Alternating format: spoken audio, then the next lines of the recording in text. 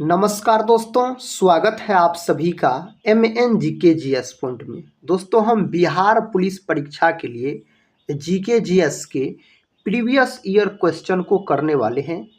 साथ ही इसमें हम आपको 2010 से लेके 2024 तक जो भी बिहार पुलिस के एग्जाम हुए हैं उसमें GK GS के जो भी प्रश्न पूछे गए होंगे सभी प्रश्न को हम बारी बारी से करवा देंगे। और साथ ही इस वीडियो में हम बात भी करेंगे बिहार पुलिस के बारे में, जो किस प्रकार से तैयारी करना है, और कुछ प्रीवियस ईयर क्वेश्चन को भी देखने वाले हैं।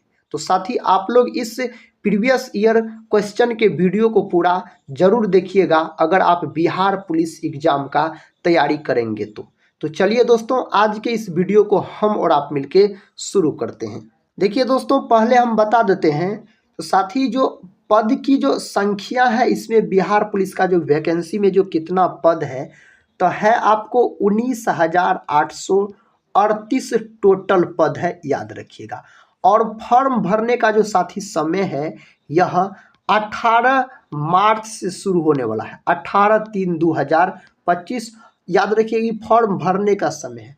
और साथ ही इसका जो अंतिम तिथि दिया गया है, अंतिम तिथि दिया गया है 18/4/2025, यानी 18 अप्रैल इसका अंतिम तिथि दिया गया है। तो आप सभी दोस्त लोग इससे पहले ही अपना फॉर्म जरूर भर लीजिएगा। साथ ही आज के इस वीडियो को देख लेने के बाद आपको पता चलेगा जो किस प्रकार के प्रश्न बिहार पुलिस के एग्जाम में पूछे गए हैं उस पर साथ ही आपको आधारित प्रश्न का आपको क्या करना है, रिवीजन करना है और अपने तैयारी करना है, याद रखिएगा।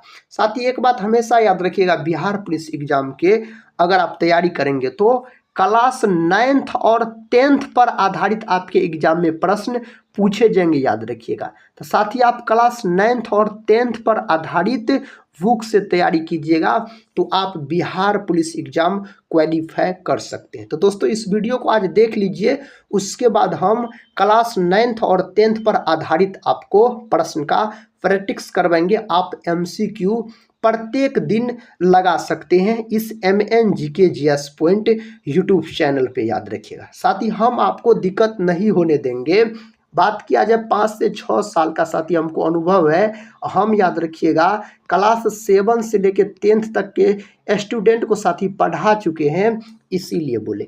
तो चलिए दोस्तों, बिना समय को देर किए आज के इस बिहार पुलिस एग्जाम में पूछे गए GK GS के प्रीवियस ईयर क्वेश्चन को देखने वाले हैं। देखिए, आज का फर्स्ट क्वेश्चन है, यूनेस्को के बारे में पूछा गया है। यूनेस्को की स्थापना कब हुई? साथ ही यह प्रश्न पूछा गया था। तो यूनेस्को का जो स्थापना हुआ था इसका सही उत्तर आप बोल सकते हो, ऑप्शन सी में दिया गया है।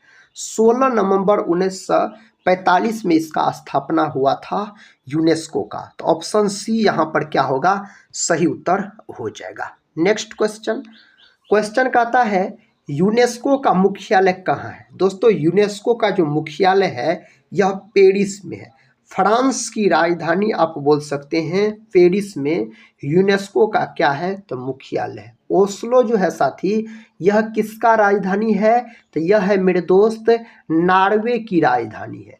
रोम का बात करते हैं तो यह इटली की राजधानी है। देखिए नेक्स्ट क्वेश्चन, खरीफ की फसल कब बोई जाती है? साथ ही पहले आप समझिए जो खरीफ फसल के अंतर्गत कौन कौन फसल आते हैं तो याद रखिएगा आप, जैसे चावल याद रखिएगा खरीफ फसल के अंतर्गत आता है। मक्का का बात करते हैं तो मक्का भी आता है। साथ ही कपास भी बोल सकते हैं इसी फसल के अंतर्गत आता है, लेकिन कपास को ऐसे मान के चलिए तो नकदी फसल में रखा जाता है। ज्वार भी दोस्तों हो जाएगा, खरीफ फसल के अंतर्गत आता है। तो खरीफ फसल की जो बुआई की जाती है ना, जून जुलाई में दोस्तों इसकी बुआई की जाती है। अगर इसका कटाई पूछा जाए तो सितंबर अक्टूबर में इसकी कटाई की जाती है। एक होता है दोस्तों रबी फसल, रबी फसल के अंतर्गत आता है जैसे गेहूं हो गया, याद रखिएगा, और सरसों हो गया, मटर हो गया, चना हो गया, ये सब आता है रबी फसल के अंतर्गत। तो रबी फसल की जो बुआई की जाती है नवंबर दिसंबर में और कटाई की जाती है मार्च अप्रैल में। इस प्रकार से आप याद रखिएगा। नेक्स्ट क्वेश्चन कहता है खरीफ की फसल कब काटी जाती है? वही प्रश्न पूछ दिया गया है। तो इसका सही उत्तर हो जाएगा अक्टूबर नवंबर में खरीफ की फसल की कटाई की जाती है, बुआई जून जुलाई में की जाती है। नेक्स्ट क्वेश्चन देखिए, कहता है भारत का प्रथम वायसराय कौन था। दोस्तों भारत का प्रथम वायसराय आपसे पूछा गया है, तो लॉर्ड कैनिंग को लॉक कर दीजिए। ऑप्शन डी जो है यहाँ पर सही उत्तर होना चाहिए। अगला प्रश्न कहता है सहायक संधि भारत में ब्रिटिश क्षेत्र का विस्तार करने के लिए अभ्यास की जाने वाली सबसे महत्वपूर्ण नीतियों में से एक थी, जिससे कहता था पेश किया गया। दोस्तों इसको जो पेश किया गया ना किसके द्वारा, लॉर्ड वेलेजली के द्वारा। और लॉर्ड वेलेजली अपने आप को बंगाल का शेर कहते थे, याद रखिएगा। साथ ही आज के इस वीडियो को आप देखिए और यह अनुमान लगाइए जो बिहार पुलिस के एग्जाम में किस प्रकार के प्रश्न पूछे जाते हैं, याद रखिएगा। नेक्स्ट क्वेश्चन कहता कंप्यूटर भाषा फोरट्रॉन किस क्षेत्र में उपयोगी है। तो यह उपयोगी है आपको विज्ञान के क्षेत्र में, याद रखिएगा। इस 4 ऑप्शन में से आप विज्ञान लॉक कर सकते हैं।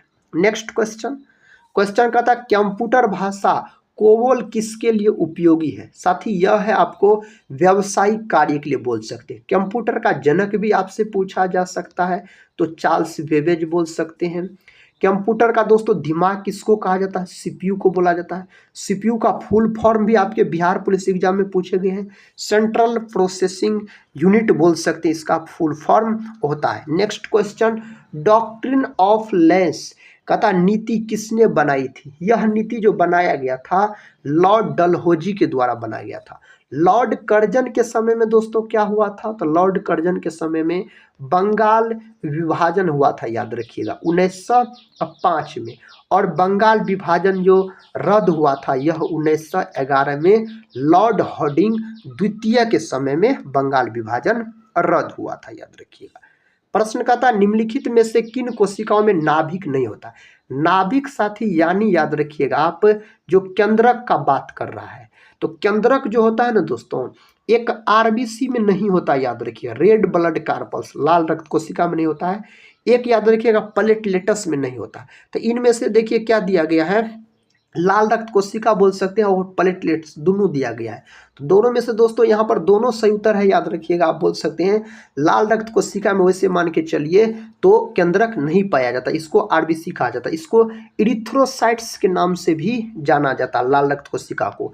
इसका जीवन काल पूछा जाए तो 120 दिन का होता है और इसका जो निर्माण होता है लाल अस्थि मज्जा में होता है। तो यहाँ पर साथी पूर्ण रूप से अगर मान के चलिए तो ऑप्शन बी को आप लॉक कीजिएगा। अगला प्रश्न कहता है वह सबसे छोटा जीव कौन है जो स्वयं विकास एवं प्रजनन करने में समर्थ है। देखिए साथी किस प्रकार के प्रश्न पूछे जाते हैं, तो माइक्रोप्लाज्मा बोल सकते हैं।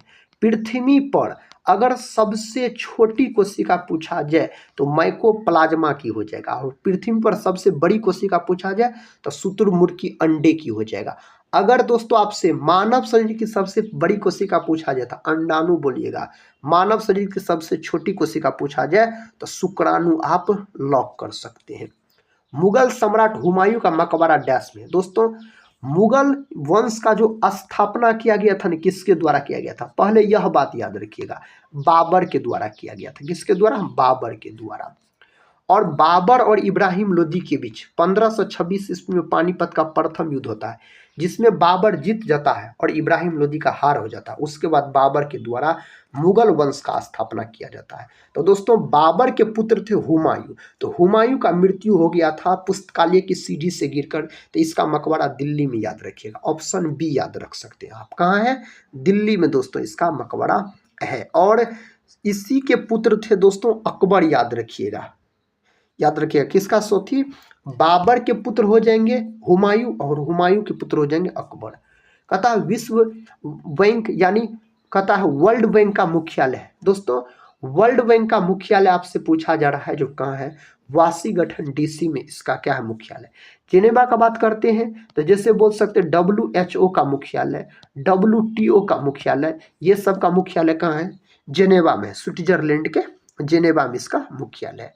कहता है बंगाल सती विनियमन 1829 भारत के किस गवर्नर जनरल द्वारा किया गया था? दोस्तों, सती प्रथा का अंत बोल सकते हैं आप एक तरह से, तो इसका सही उत्तर हो जाएगा लॉर्ड विलियम बेंटिंक।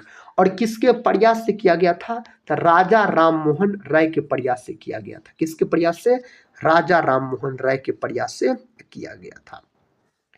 कहता है निम्नलिखित में से कौन सा कथन गलत है? इस चार ऑप्शन में से पदार्थ के कण स्थिर अवस्था में रहते हैं। दोस्तों, यही कथन गलत है। ऑप्शन ए को आप लॉक कर दीजिए। Next question. क्वेश्चन कहता है निम्न में से कौन न तत्व है और न ही यौगिक? इनमें से कौन तत्व है और न कहता है यौगिक है? तो वायु बोल सकते हो। वायु दोस्तों आप बोल सकते हैं एक प्रकार का मिश्रण होता है, मिक्सचर के अंतर्गत आता है, यह याद रखिए। क्या होता है? तो मिक्सचर के अंतर्गत यह आता है। Next question. जल शोधन में कौन सी प्रक्रिया का प्रयोग किया जाता है? दोस्तों, इसमें कौन सी प्रक्रिया का प्रयोग किया जाता है? विपरीत परासरण।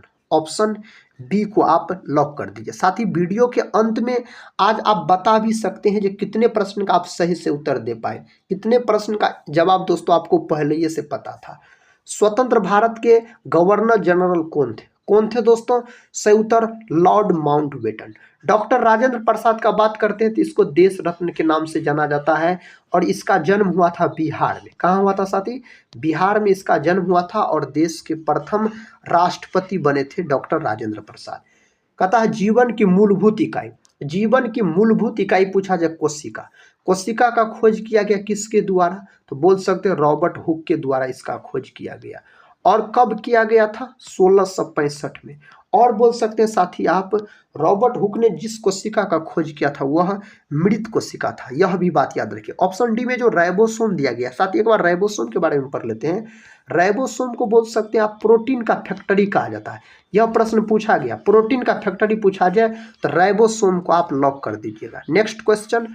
प्रोटीन संश्लेषण में निम्न कोशिकांगों में से कहता है किनकी भूमिका सबसे अधिक महत्वपूर्ण है? इस चार ऑप्शन में से किसकी भूमिका दोस्तों सबसे अधिक महत्वपूर्ण है? तो अंतःद्रव्य द्रव्य जालिका और राइबोसोम का। अगर साथ ही हम प्रोटीन का बात करते हैं तो प्रोटीन अमीनो अम्ल के मिलने से बनता है। 20 गो अमीनो अम्ल मिलेगा तो एक प्रोटीन का निर्माण होगा। और आप बोल सकते हैं प्रोटीन की कमी कारण 2 गो बीमारी भी याद रखिएगा। एक होता है क्वाशियरकोर, दूसरा होता है मेरास्मस। लाइसोसोम को आत्महत्या का थैला कहा जाता है। कोशिका का पावर हाउस माइटोकॉन्ड्रिया को कहा जाता है। साथ ही कई बार माइटोकॉन्ड्रिया ऑप्शन में नहीं दिया रहता, माइटोकॉन्ड्रिया का हिंदी नाम पूछ लेता है। सूत्रकनिका याद रखिएगा, माइटोकॉन्ड्रिया का हिंदी नाम है। भारतीय राष्ट्रीय कांग्रेस के अध्यक्ष जो कहता है सेशन के प्रारंभ में ही चले कहता है जेल चले गए, दोस्तों उसका नाम था CR दास बोल सकते हैं, चित्तरंजन दास। ऑप्शन ए को लॉक कर दीजिए। मोतीलाल नेहरू और चित्तरंजन दास के द्वारा स्वराज पार्टी का भी गठन किया गया था 1923 में, आप बोल सकते हैं। भारतीय राष्ट्रीय कांग्रेस तथा मुस्लिम लीग दोनों ने लखनऊ में किस वर्ष अधिवेशन किया जिसमें लखनऊ समझौता संपन्न किया गया? साथ ही इसका सही उत्तर तो 1916 हो जाएगा। लखनऊ समझौता पूछा जाए तो 1916 आप लॉक कर दीजिए तो सही है। पादप कोशिका जंतु कोशिका से किस प्रकार भिन्न है? देखिए दोस्तों किस प्रकार के प्रश्न बिहार पुलिस एग्जाम में पूछे जाते हैं, याद रखिए। तो कोशिका भित्ति, ऑप्शन यहाँ पर बी को लॉक कर दीजिए। नेक्स्ट क्वेश्चन कहता है हवा महल का निर्माण किसने किया था? हवा महल का निर्माण मेरे भाई किसके द्वारा किया गया? तो महाराजा सवाई प्रताप सिंह के द्वारा हवा महल का निर्माण करवाया गया था। जयपुर में हवा महल का निर्माण किससे हुआ है? दोस्तों हवा महल कहाँ है? जयपुर में है, तो लाल और गुलाबी बलुआ पत्थर। नेक्स्ट क्वेश्चन कहता है किस भारतीय राष्ट्रीय कांग्रेस के अधिवेशन में जवाहरलाल नेहरू ने समाजवाद को भारत की समस्याओं को हल करने की कुंजी बताया? दोस्तों इसका सही उत्तर बोल सकते हो लखनऊ अधिवेशन 1936, याद रखिएगा। ऑप्शन बी को अगर आप लॉक किए हैं तो सही उत्तर चुने। नेक्स्ट क्वेश्चन कहता है निम्नलिखित में से कौन सा ऊर्ध्वपातन कर सकता है? इनमें से कौन दोस्तों? तो बोल सकते हैं अमोनियम क्लोराइड। इंटरपोल का मुख्यालय कहाँ है? इसका हेडक्वार्टर पूछा गया है तो लियोन में दोस्तों इसका मुख्यालय कहाँ है? लियोन के अंतर्गत आप बोल सकते हैं। प्रश्न कहता है सूर्य और पृथ्वी के बीच चंद्रमा कब आता है? सूर्य और पृथ्वी के बीच चंद्रमा सूर्य ग्रहण जब लगता है तब आता है। नेक्स्ट क्वेश्चन कहता है स्वेज नहर की लगभग लंबाई। स्वेज नहर की लगभग में लंबाई पूछा गया है तो 168 किमी बोल सकते हैं इसकी लंबाई। नेक्स्ट क्वेश्चन कहता है जो निम्न में कौन से मुगल शासक राजपूत मां के गर्भ से जन्म लिए थे? इसका सही उत्तर हो जाएगा जहांगीर एवं शाहजहां। अगला प्रश्न, ये रहा अगला प्रश्न। प्रश्न कहता है वाक्युलर प्रेस एक्ट दोस्तों किस वायसराय के द्वारा समाप्त किया गया था? इसका सही उत्तर हो जाएगा आपको रिपन। याद रखिएगा, लॉर्ड लिटन ने दोस्तों लाया था, रिपन इसको समाप्त किया। इसी को वर्नाक्यूलर प्रेस एक्ट भी बोला जा सकता है, आपके प्रश्न में तो याद रखिएगा। नेक्स्ट क्वेश्चन, लेनिन कहाँ के शासक थे? लेनिन दोस्तों कहाँ के शासक थे? तो सोवियत, याद रखिएगा, रूस के शासक थे। ऑप्शन सी दोस्तों, यह प्रश्न आप याद रखिएगा क्लास 10th के हिस्ट्री में देखे होंगे, तो क्लास 10th के बुक से यह प्रश्न पूछा गया था। और लेनिन का मृत्यु 1924 में हुआ, याद रखिएगा। और बोल सकते दोस्तों अप्रैल थीसिस किसने तैयार किया था? लेनिन, यह भी प्रश्न पूछा गया। कहता खुदा बख्श पाठागार कहाँ है? इसका सही जवाब है पटना में है, और पटना में गोलघर भी है।